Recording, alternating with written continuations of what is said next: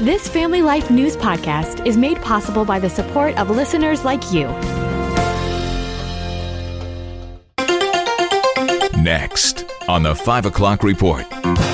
These years can bring unmatched prosperity that will raise living standards for Americans. He believed in God. We know where he is. He won the ultimate race, which is the race of life. My great-great-great-great-grandfather, Oliver Gates, is listed on that plaque. I can't do it with my regular cars. I got to do my little mini cars. Now, let's go to the newsroom. Good afternoon and welcome to the broadcast. I'm Family Life News anchor Sarah Harnish. A wet and chilly Saturday, but a decent Sunday and an even better Monday ahead for your Memorial Day weekend. Kevin has the nuts and bolts of your forecast coming up in a few minutes. It is time to get out of Dodge. 45 million of us are traveling 50 miles or more for the Memorial Day holiday, the official start of summer. Gas is $4.60 a gallon in New York and $4.64 a gallon in Pennsylvania. I don't fill up often. It costs like $100 to fit up, like maybe $1.20. So it makes a difference. The busiest travel time today is through 8 p.m.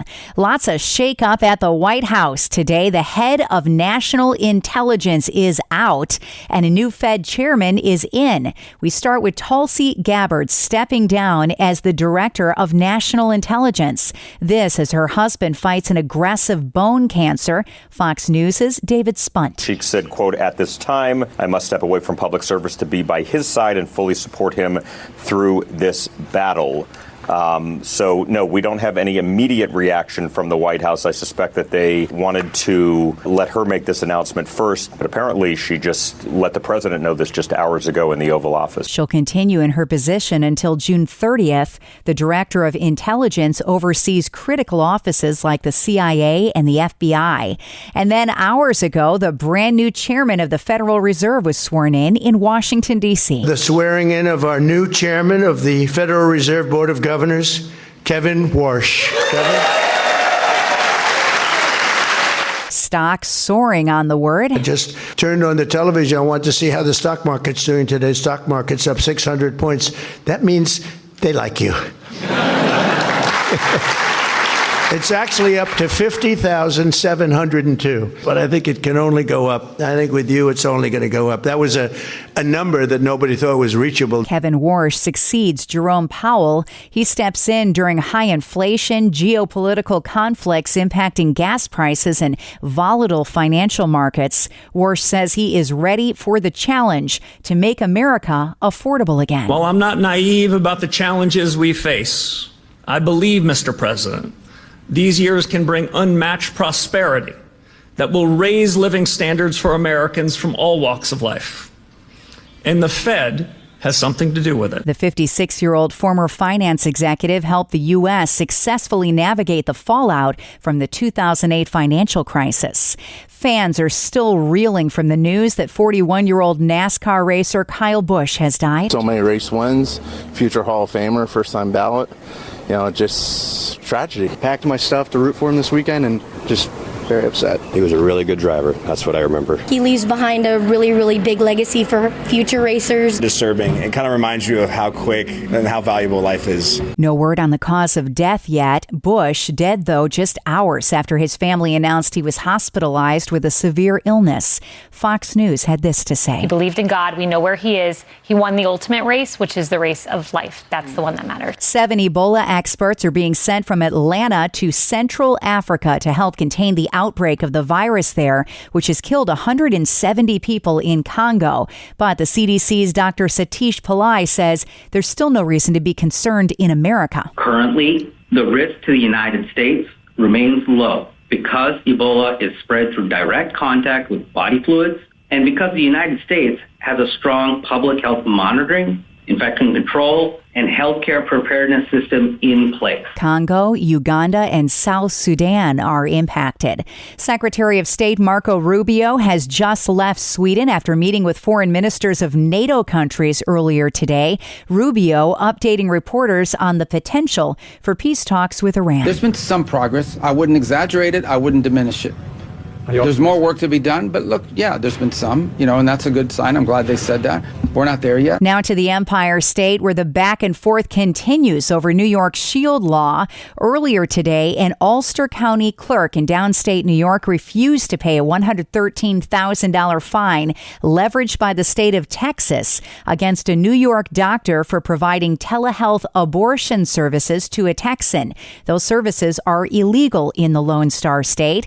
Today, County Clerk Taylor Bruck stood by her decision to block the out-of-state penalty, saying she's simply following New York state law. She says the issues are legal in nature and she trusts the court to decide them. And the names of 300 soldiers who died in the Revolutionary War are now on display at the Bradford County Courthouse in Towanda, Pennsylvania. Officials say the commemorative plaque is an opportunity for young and old alike to re-engage with the ideas of patriotism and being good citizens within our community. Bradford County Commissioner Zachary Gates tells WENY-TV soldiers are listed by name and by town. It's particularly special for me because my great-great-great-great-grandfather, Oliver Gates, is one of the individuals listed on that plaque. While the servicemen died close to 250 years ago, the plaque will ensure they are never forgotten. Still to come on the 5 o'clock report, the New York State budget, a discussion on Ben Sasse and New York's doctor-assisted suicide law imminent. But first, a check of weather. Hi, I'm Kevin Williams, and here is your Family Life regional weather forecast. With the arrival of the Memorial Day weekend, we've got rain arriving. That'll be how the weekend starts, but don't write the whole weekend off. Drier air should spell brighter, warmer, and more tolerable weather conditions for those with outdoor plans Sunday and Monday, Memorial Day. For the night tonight, thickening clouds. Rain will reach Pennsylvania and the New York southern tier by daybreak. Low temps 40s. Saturday, be overcast, breezy, chilly, rain much of the time. Good soaking for many. High temps, mid-40s to mid-50s. That's pretty low for the time of year. Sunday, mostly cloudy, a few more showers, a few sunny breaks and warmer, nearing 70 Monday, Memorial Day.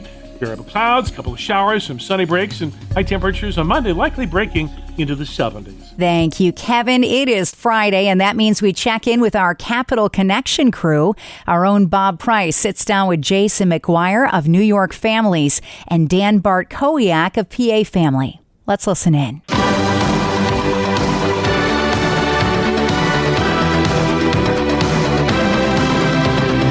This is Capital Connection.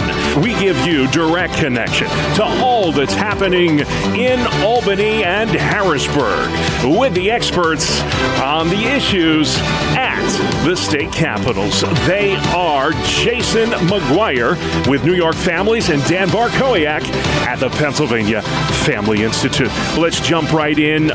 Jason, another budget extender. I think that we're up to 14 now, and the New York State budget is now officially over 50 days late. Have you ever seen so much dysfunction when it comes to the budget in New York in your years of working there? I do remember one budget that went well into the summer months, so it could be worse than it currently is, but not by much.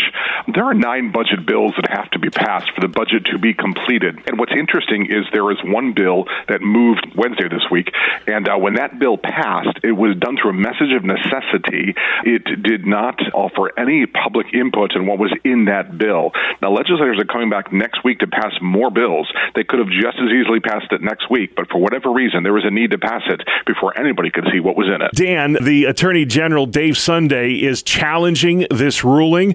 What happens next in this court battle over taxpayer-funded abortions? Yeah, and this is certainly an important case to watch. I appreciate our Attorney General. The responsibility of our Attorney General is to defend current laws, and Dave Sunday has taken on the defense of this case, and it's a position that the state holds that there's no taxpayer funding of abortion. And frankly, look at the abortion industry. The abortion industry continues to put profits over patients, looking to harm women, and so I'm thankful that there are officials like Dave Sunday taking on the challenge of the abortion industry and trying to protect taxpayers from paying for abortions. Jason, if President Trump was a baseball player, he'd be batting 1,000 right now in the GOP primaries at least. All of his endorsed candidates have emerged victorious.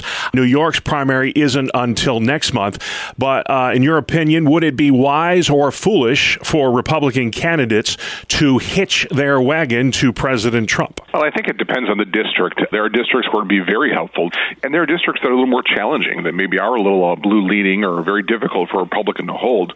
And yet we see the president coming to Suffern, New York, to speak alongside Representative Mike Lawler today, making comments there in what is a very difficult district. And so Mr. Lawler must see something in that district that indicates that the president's presence in that area will help him in his reelection effort. Well, Jason, in a couple of months, the era of doctor-assisted suicide will become a reality in New York State. I think early August is when those suicides can begin.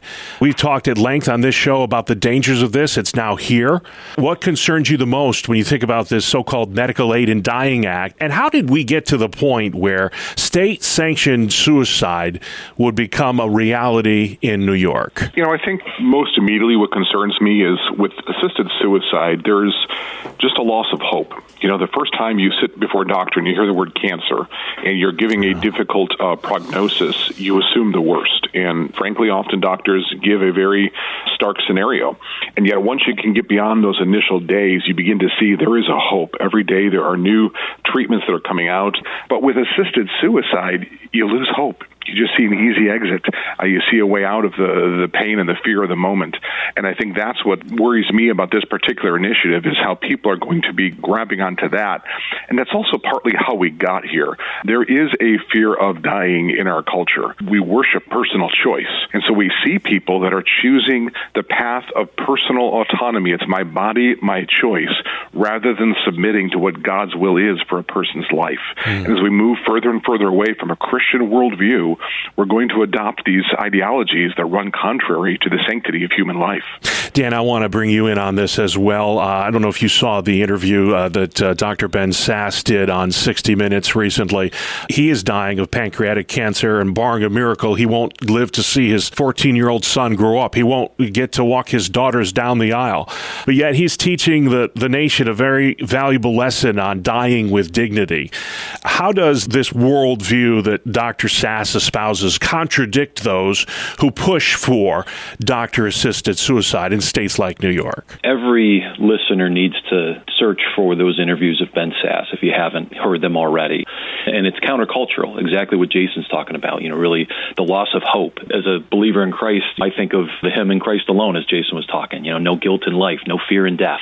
Ben Sass is living that out. And it's amazing to see the witness that he's had, not running away from the Lord, not even running away from the spotlight that he's had. And he's stating the sovereign God. He wouldn't want someone that's simply just answering yes to all of his prayers. And just the realness that Ben Sass is presenting in the midst of such a diagnosis, and how that can draw you closer to God, to need his presence, to need his truth in your life. That'll be the last word this week, but a lot of places we went. If you have questions about any of the topics discussed on today's program, or you simply would like to learn more about the Pennsylvania Family Institute doing a great work in Harrisburg, Dan, where can folks find you online?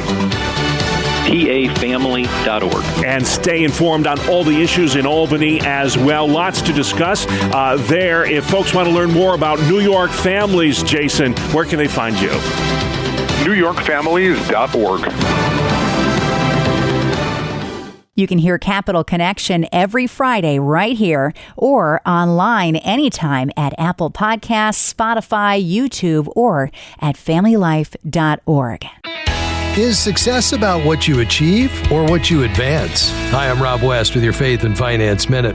In Acts 16, Paul meets Lydia, a dealer in purple cloth, a luxury product in the Roman world associated with wealth and influence. Lydia wasn't on the margins of business, she was leading it. And when God opened her heart to the gospel, she didn't walk away from her success. She leveraged it. She opened her home, supported Paul's ministry, and helped establish the first church in Europe.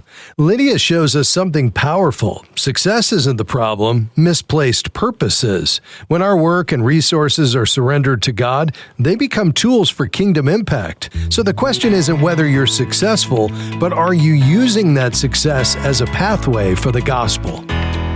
We can help you learn to manage your money according to biblical principles when you download the free FaithFi app. You'll find it on our website at faithfi.com. Finally, at 5, a Georgia man has come up with a creative answer to rising gas prices. He commandeered his kid's plastic Barbie car, one just big enough for a kindergartner to ride in on the front lawn, and he's been using it as his daily driver. Gas has always been an issue. It goes up, it goes down, things like that. But this time is when I'm actually starting to feel it. 30-year-old Molly Hightower is a handyman living outside Atlanta. He says he started with a go-kart base, added the Barbie frame and an engine from an old power washer. What he got was the ultimate answer to higher gas prices.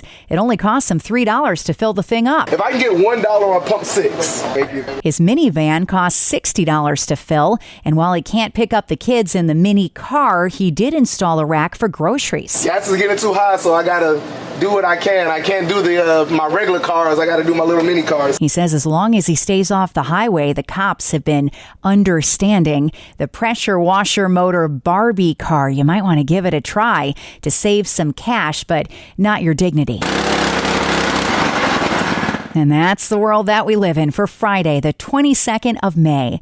I'm Sarah Harnish, and this is Family Life News.